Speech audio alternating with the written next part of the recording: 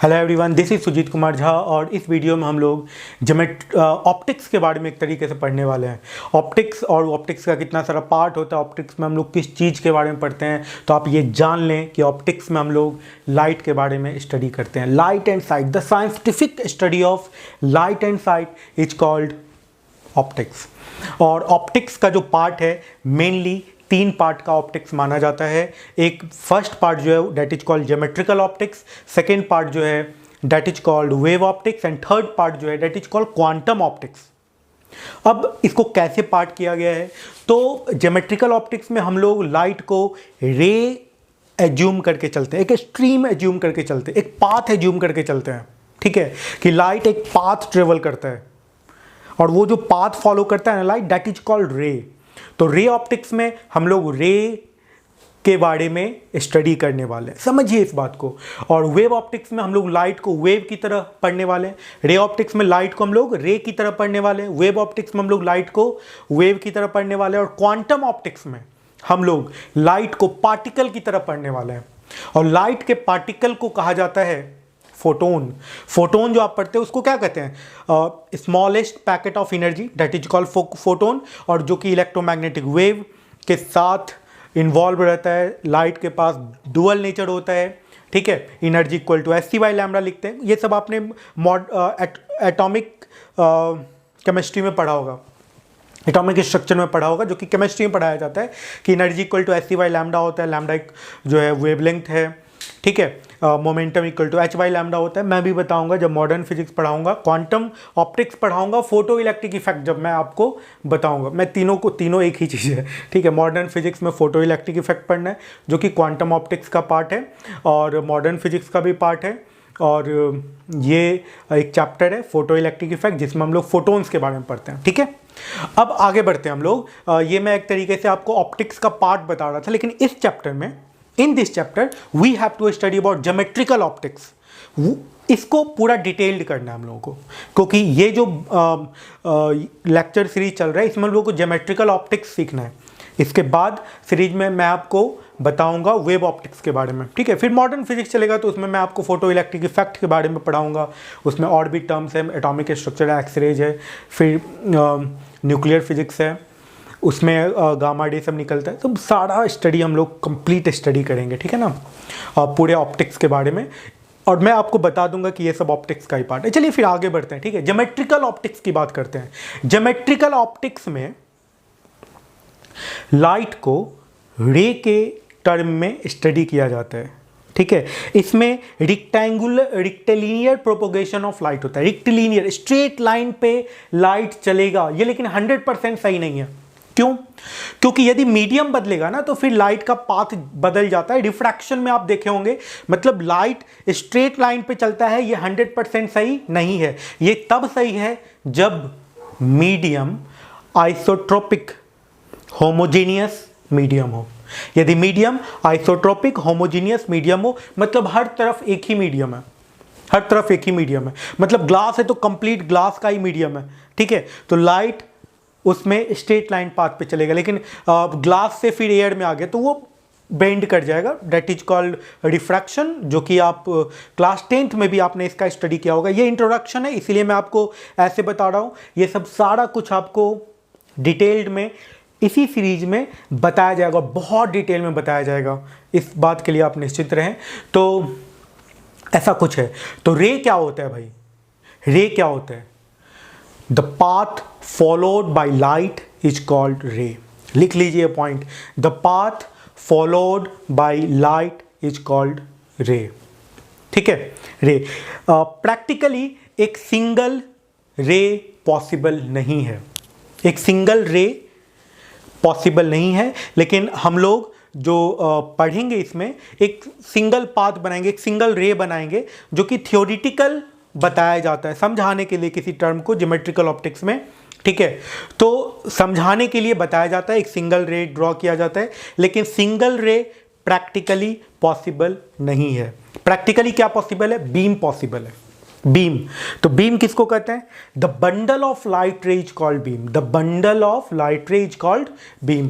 मतलब ये बीम हो गया, ये बीम हो गया, ठीक है, ये पैरेलल बीम ऑफ लाइट, ये क्या हो गया, पैरेलल बीम ऑफ लाइट हो गया, ठीक है ना। ओके, तो बीम हो गया। बीम के साथ एक और टर्म है पेंसिल। पेंसिल किसको कहते हैं भाई, पेंसिल कहते हैं narrow beam of light. Narrow beam of light, narrow beam of light क्या कहलाता है, पेंसिल कहलाता है। Narrow beam of light is called pencil. ये सब कुछ टर्म है जो आपको पता होना चाहिए, ठीक है। Narrow beam of light is called pencil, ठीक है। तो लाइट रे ये हो गया, ओके, लाइट रे, लाइट बीम, और फिर ये जो पेंसिल है, ये तीन टर्म इंपॉर्टेंट था जो कि मैंने आपको बताया है। अब जो बीम है, ये जो बीम है ये भी पैरेलल हो ऐसा जरूरी थोड़ी है, जरूरी नहीं है। तो पैरेलल नहीं होगा तो कैसे हो सकता है, ऐसे हो सकता है, ठीक है, या तो ऐसे हो सकता है,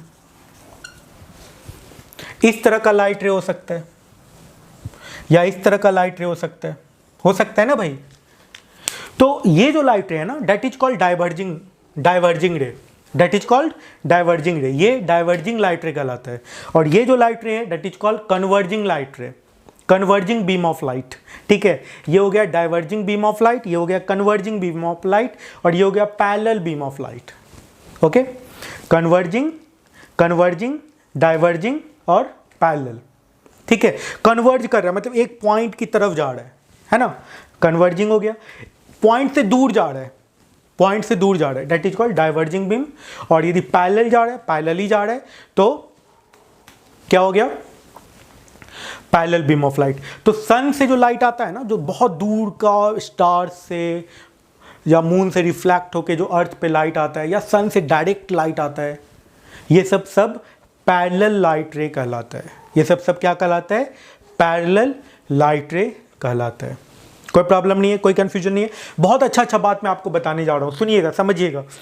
देखिए, हम लोगों का जो आँख है, हम लोगों का जो आई है, ठीक है, वो सिर्फ डाइवर्जिंग बीम को डिटेक्ट करता है, ठीक है। हम लोगों का जो आँख है वो सिर्फ डाइवर्जिंग बीम को डिटेक्ट करता है, या बहुत से बहुत वो पैरेलल बीम को डिटेक्ट कर सकता है, लेकिन वो कन्वर्जिंग बीम को डिटेक्ट नहीं करता। हम लोगों का लाइट इस बीम को डिटेक्ट नहीं कर सकता। इस तरह का जो बीम ऑफ लाइट है, ये इस मतलब किसी ऑब्जेक्ट से यदि ऐसा बीम ऑफ लाइट आ रहा है तो उस ऑब्जेक्ट को हम लोग नहीं देख पाएंगे। ये बहुत इंपॉर्टेंट पॉइंट है। हम लोग जो देख पाएंगे, किसी भी ऑब्जेक्ट को जो देख पाएंगे, यदि उस ऑब्जेक्ट से इस तरह का लाइट रे निकल रहा हो, डाइवर्जिंग लाइट रे हो, ठीक है, या इस तरह का लाइट रे निकल रहा हो, तो हम लोग उस ऑब्जेक्ट को देख पाएंगे। अदरवाइज हम लोग उस ऑब्जेक्ट को नहीं देख पाएंगे। हम लोगों का आँख वैसे ऑब्जेक्ट के लिए और ऐसे ऑब्जेक्ट को देखने के लिए नहीं बना है, ठीक है। क्यों नहीं बना है ये हम लोग आगे पढ़ेंगे, क्योंकि हम लोगों का जो आई का जो लेंस है ना, that is called converging lens. तो यदि कोई डाइवर्जिंग लाइट रे है तो उसको कन्वर्ज किया जा सकता है, ठीक है ना, रेटिना पे कन्वर्ज करा दिया गया। ये आँख का एक तरीके से आप कह सकते हो, ये आँख का लेंस है, ठीक है। या पैरेलल बीम ऑफ लाइट है, फिर भी वो रेटिना पे कन्वर्ज कर जाएगा, ठीक है, इमेज बना लेगा। लेकिन ये वाला जो है ना, ये क्या करता है, ये आगे ही कन्वर्ज कर जाएगा, आगे ही कन्वर्ज कर जाएगा।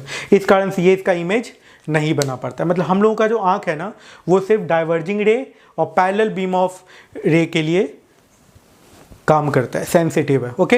एक और पॉइंट, ये सब कुछ इंट्रोडक्शन बहुत इंपॉर्टेंट है जो मैं आपको बता रहा हूँ। ये समझते जाइए, लिखते जाइए, नोट करते जाइए, क्योंकि यही सब कुछ पॉइंट है जो टफ क्वेश्चन है ना, यही सब छोटा पॉइंट उसमें इंक्लूड कर देगा और स्टूडेंट कंफ्यूज कर जाएंगे, स्टूडेंट से क्वेश्चन नहीं बनेगा। इसलिए ये सब पॉइंट बहुत इंपॉर्टेंट है। एक और बात, हम लोगों का जो आँख है ना, वो येलो कलर के लिए सबसे ज़्यादा सेंसिटिव होता है। सबसे ज़्यादा सेंसिटिव किसके लिए होता है, येलो कलर के लिए होता है। मिड कलर के लिए होता है, जो बीच में जो कलर है ना, उसके लिए हम लोगों का जो आँख है वो सबसे ज़्यादा सेंसिटिव होता है। ये बहुत इंपॉर्टेंट बातें मैं बता रहा हूँ। लोग इन सब चीज़ों को नहीं जानते और पूरा रे ऑप्टिक्स पढ़ लेते, या रे ऑप्टिक्स में कहीं पे ये पॉइंट्स आ जाता है तो वहाँ पे वो कंफ्यूज करते हैं, ठीक है। ये पॉइंट सबसे ज़्यादा ज़रूरी है, क्योंकि आप इमेज को देखिएगा, और इमेज तभी दिखेगा ना, इमेज तभी दिखेगा जब उस इमेज से जो लाइट रे आ रहा है आपकी आंखों पे वो डाइवर्जिंग रे है, तभी दिखेगा। यदि कन्वर्जिंग रे है तो इमेज नहीं दिखने वाला है, नहीं दिखेगा वो, ठीक है ना। तो आगे बढ़ते हैं हम लोग और पॉइंट समझिए। हम लोगों का जो आँख है वो येलो कलर के लिए सबसे ज़्यादा सेंसिटिव होता है। ये यहाँ पे मैं सेंसिटिविटी लिख रहा हूँ, ये आँख का सेंसिटिविटी है, दांत का नहीं है, ये आँख का सेंसिटिविटी है। और ये जो सेंसिटिविटी है, आँख का सेंसिटिविटी, ये येलो कलर के लिए, जो मीड कलर है उसके लिए सबसे ज़्यादा सेंसिटिव होता है। ठीक है ना। कौन कौन सा कलर होता है? सातों कलर बताइए, नाम खुद ही आप सोचिए। VIBGYOR ऐसा लिखते हैं ना। ये वायलेट हो गया, इंडिगो हो गया, ब्लू हो गया, ग्रीन हो गया, येलो हो गया, ऑरेंज हो गया, रेड हो गया, है ना। एक और बात, हम लोगों का जो आंख है इंडिगो और ब्लू कलर के ऑब्जेक्ट को अलग अलग नहीं देख पाता है, मतलब दोनों को लगता है कि दोनों सेम कलर है। ये सब कुछ कुछ पॉइंट है आपको जानना चाहिए। इंडिगो और ब्लू, ये दोनों जो कलर है इसको सेपरेट नहीं कर पाता हम लोगों का, कि ये लगेगा कि दोनों एक ही कलर है ना। ये भी आप जान लीजिए, ये पॉइंट इंपॉर्टेंट है। अच्छा, कुछ और भी छोटा छोटा बात हम लोग जब इंट्रोडक्शन कर रहे हैं तो कुछ कुछ और भी बातें हम लोगों को जानना चाहिए। वायलेट का जो वेवलेंथ है वो 4500 एंगस्ट्रॉम से 4500 एंगस्ट्रॉम तक होता है। ठीक है, ऐसा कुछ होता है। और इंडिगो और ब्लू 4500 से 4750 एंगस्ट्रॉम तक ये इंडिगो होता है, और 4750 एंगस्ट्रॉम से 5000 एंगस्ट्रॉम तक ये ब्लू होता है। ओके, उसके बाद फिर आप सबको 500 के डिफरेंस पे लिखते चले जाइए। फिर क्या होता है, 5000 एंगस्ट्रॉम से 5500 एंगस्ट्रॉम तक, अब किसकी बारी आ गई? ग्रीन होता है। ठीक है ना। ये सब बहुत आसान आसान चीज़ है जो आपको पता होना चाहिए। फिर 5500 एंगस्ट्रॉम से 6000 एंगस्ट्रॉम तक कौन सा हो गया? येलो हो गया। और इसके लिए ये हम लोग का जो आँख है वो सबसे ज़्यादा हाई सेंसिटिव होता है। मतलब इस वेवलेंथ का यदि लाइट है तो हम लोगों का आँख सबसे अच्छे से डिटेक्ट कर पाएगा। ठीक है ना, येलो कलर को सबसे अच्छे से डिटेक्ट कर पाता है। ये सब मैं आपको एयर मीडियम या फ्री मीडियम के लिए बता रहा हूँ। ठीक है ना, क्योंकि वेवलेंथ जो है मीडियम पे डिपेंड करता है। मैं और भी बातों पे आऊँगा, बहुत इंपॉर्टेंट ये पूरा का पूरा वीडियो है। पूरा का पूरा वीडियो आप पूरे ध्यान से देखिए, और इसमें बहुत सारा टर्म है, बहुत सारा छोटी छोटी और लेकिन इंपॉर्टेंट टर्म आपको बताया जाएगा, सिखाया जाएगा। और देखिए 6000 एंगस्ट्रॉम से 6500 एंगस्ट्रॉम तक जो है ये ऑरेंज होता है। हो गया। अब 6500 एंगस्ट्रॉम से 7000 एंगस्ट्रॉम तक ये रेड होता है। सबसे ज़्यादा जो वेवलेंथ होता है वो किसका होता है? रेड का होता है। ठीक है, कुछ और भी पॉइंट्स आप जान लें। जब लाइट को आप फोटोन्स के टर्म में पढ़ते हैं, फोटोन्स की तरफ पढ़ते हैं, क्योंकि फोटोन्स को थोड़ा सा जानना जरूरी है, क्योंकि मैं बहुत इंपॉर्टेंट पॉइंट इस चैप्टर में प्रूफ करने वाला हूं। ठीक है, जो कि यूनिक होगा, जो कि जनरली आपको बुक्स में नहीं मिलेगा, और उसको फोटोन्स के टर्म में मैं आपको प्रूफ करके दिखाऊंगा, है ना। तो इस कारण से आप जान लें। वैसे आपको एटॉमिक स्ट्रक्चर केमिस्ट्री के का जो चैप्टर है, जो आप 11th में पढ़े होइएगा, उसमें बताया गया होगा कि एनर्जी जो होता है फोटोन का SC/λ होता है। ठीक है, और लेकिन ये जो एनर्जी है ना SC/λ, ये आप सीधा यूज नहीं कर सकते किसी भी मीडियम में, क्योंकि स्पीड भी मीडियम में बदलता है। लाइट का स्पीड यदि मीडियम बदलेगा तो लाइट का स्पीड बदलेगा या नहीं बदलेगा? बदल जाएगा। वेवलेंथ भी बदल जाएगा। तो इसमें दो टर्म बदल रहा है ना भाई, दो टर्म बदल रहा है, इसलिए आप सीधा इस इक्वेशन को यूज नहीं कर सकते हैं। ठीक है ना, यदि मीडियम चेंज कर रहा है तो मतलब HC/, आपने λ1 कर दिया, मीडियम बदल गया, लेकिन स्पीड ऑफ लाइट आपने नहीं बदला, तो वहाँ पे आपका मिस्टेक हो जाएगा, है ना। तो इसके लिए मीडियम यदि बदल जाएगा तो एनर्जी क्या हो जाएगा? HV/λ'। उस मीडियम में ये वेवलेंथ है λ', और उस मीडियम में स्पीड ऑफ लाइट कितना हो गया? V। ठीक है, ये सब आप जान लें। इससे ज़्यादा अच्छा क्या है कि आप एनर्जी का जो इम्पोर्टेंट, जो सबसे सही इक्वेशन है वो याद रखें। तो एनर्जी का जो सबसे इंपॉर्टेंट इक्वेशन है, एनर्जी को किस इक्वेशन के टर्म में आपको याद रखना है ये जान लें। Energy equal to h mu याद रखना है, ये हर जगह अप्लीकेबल होगा, ये हर जगह अप्लीकेबल होगा, समझ गए ना। एनर्जी को इस टर्म में आप याद रखें, एच म्यू के टर्म में याद रखें। और एक बात और याद रखें कि लाइट का जो कलर होता है, ठीक है, मतलब किसी भी ऑब्जेक्ट का जो कलर होता है, जैसे आप रेड पढ़ रहे थे, वायलेट पढ़ रहे थे, तो ये सब का जो कलर होता है ये फ्रीक्वेंसी से इंडिपेंडेंट होता है ना, वेवलेंथ पे डिपेंड करता है, फ्रीक्वेंसी से इंडिपेंडेंट होता है। ओके, मतलब आप ये समझिए कि जैसे ग्रीन कलर है, ठीक है, तो ग्रीन कलर है तो यदि वाटर से एयर में आएगा तो क्या ग्रीन कलर चेंज हो जाएगा? नहीं चेंज होगा ना, ठीक है। मतलब frequency is the property of colour, ठीक है ना। या आप इसका वाइस वर्सा भी कर सकते हैं, colour is the property of frequency, direct link है, उसको वेवलेंथ से कोई लेना देना नहीं है। लाइट को वेवलेंथ से कोई लेना देना नहीं है, लाइट के कलर का वेवलेंथ से कोई लेना देना नहीं है। कलर जो है वो किसका प्रॉपर्टी है? कलर जो है किसका प्रॉपर्टी है? फ्रीक्वेंसी का प्रॉपर्टी है, ठीक है, ओके। और फ्रीक्वेंसी नहीं चेंज करता है, तो मतलब जैसे मान लीजिए ये वाटर मीडियम है, ये एयर मीडियम है, ठीक है। अब लाइट रे ऐसे आएगा, ऐसे आएगा, अब इसका एनर्जी चेंज करेगा कि नहीं करेगा? लाइट रे का एनर्जी चेंज करेगा कि नहीं करेगा? बताइए। नहीं करेगा, क्योंकि फ्रीक्वेंसी चेंज नहीं कर रहा है ना। मतलब H इसमें वाटर में यदि H v1/λ1 लिखेगा, H v2/λ2 लिखेगा, तो v1/λ1 इक्वल टू v2/λ2 हो जाएगा, v1/λ1 इक्वल टू v2/λ2 हो जाएगा। और इस तरीके से आप कह सकते हैं कि लाइट का जो एनर्जी है वो चेंज नहीं कर रहा, मोमेंटम चेंज करता है, ठीक है। लाइट का एनर्जी चेंज नहीं करता है यदि मीडियम बदलता है तो। बहुत इंपॉर्टेंट बात था, ये भी आप नोट कर लें।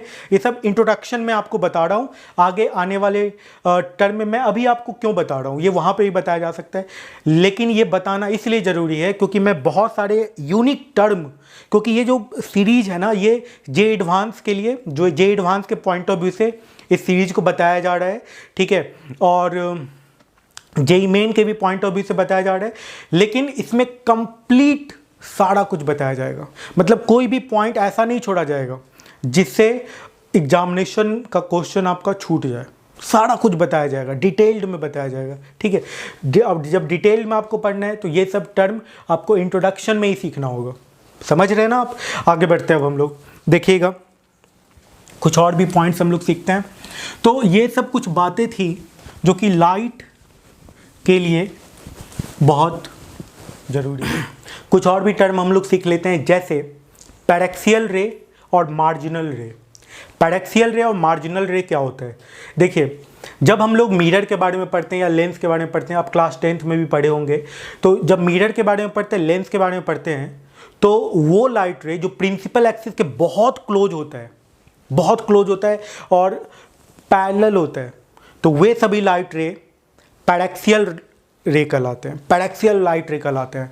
मतलब जैसे मान लीजिए कि ये एक मिरर है, ठीक है, ये एक मिरर है, तो जो लाइट रे एकदम कंप्लीट क्लोज होगा प्रिंसिपल एक्सिस के, दैट इज कॉल्ड क्या? दैट इज कॉल्ड पैरेक्सियल रे। या यदि एंगल कुछ बना रहा है, यदि कुछ एंगल भी बना रहा है, थीटा एंगल बना रहा है, तो ये जो थीटा होगा जो वेरी स्मॉल होगा, वेरी स्मॉल होगा। पैरेक्सियल रे के केस में ये जो थीटा होगा ये बहुत स्मॉल होगा। या तो इस एंगल बनाएगा तो बहुत छोटा सा एंगल बनाएगा प्रिंसिपल एक्सिस के साथ, कौन? लाइट रे। या तो बहुत छोटा सा एंगल बनाएगा, या तो ऑलमोस्ट, या तो पैरेलल होगा, है ना। तो ऐसे लाइट रेज को हम लोग पैरेक्सियल रे कहते हैं, ठीक है। तो पैरेक्सियल रे जब ये बहुत छोटा है तो साइन थीटा का value generally equals to theta लिखेंगे, टैन थीटा का वैल्यू भी जनरली इक्वल्स टू थीटा लिखेंगे, और कॉस थीटा का वैल्यू, थीटा जब बहुत छोटा हो, 0 डिग्री के अप्रॉक्सीमेट हो, तो क्या हो जाएगा? 1, तो कॉस थीटा का वैल्यू हम लोग 1 लिखेंगे। तो पैरेक्सियल रे के केस में हम लोग इस तरह का मैथमेटिक्स यूज करेंगे, साइन थीटा का वैल्यू थीटा, टैन थीटा का वैल्यू थीटा, और कॉस थीटा का वैल्यू 1 लिखेंगे। यहाँ पे कॉस थीटा जो है ना, ये एंगल होगा डिग्री में होगा, लेकिन यहाँ पे रेडियन में आ जाएगा। यहाँ पे क्या आ जाएगा? रेडियन में। मतलब यहाँ पे मान लीजिए आया है 1 डिग्री, तो थीटा की जगह पे मतलब साइन 1 डिग्री, साइन 1 डिग्री का वैल्यू कितने के बराबर लिखेंगे? 1 डिग्री नहीं लिख देंगे, 1 नहीं लिख देंगे, क्या लिखेंगे? π/180। ये वैल्यू यूज होगा, मतलब 3 पॉइंट, इसका वैल्यू कितने के बराबर आ जाएगा? 3.14/180 आ जाएगा साइन 1 डिग्री का वैल्यू। कुछ इस तरह का टर्म हम लोग यूज करेंगे किस में? जब आप स्टडी कीजिएगा लेंस के लिए या मिरर के लिए पैरेक्सियल रे को, ठीक है ना। ये सब बहुत इंपॉर्टेंट टर्म है, इमेज फॉर्मेशन में जरूरत पड़ेगा। और भी कुछ बात जान लें, मार्जिनल रे क्या हो गया? मार्जिनल रे की जब बात करेंगे तो वे सभी लाइट रे जो कि पैरेलल तो हैं लेकिन ज़्यादा डिस्टेंस पर है, मतलब एकदम क्लोज नहीं है प्रिंसिपल एक्सिस के। तो मान लेते हैं कि ये h हाइट पर है, ठीक है, या एंगल ही बना रहा है, तो ये एंगल बना रहा है, ये एंगल बना रहा है, अल्फा एंगल बना रहा है ना। तो ये जो h होना चाहिए ये वेरी लार्ज होना चाहिए या लार्ज होना चाहिए, ठीक है, और अल्फा जो होना चाहिए ये भी लार्ज होना चाहिए। तो रे क्या हो जाएगा? मार्जिनल कहलाएगा।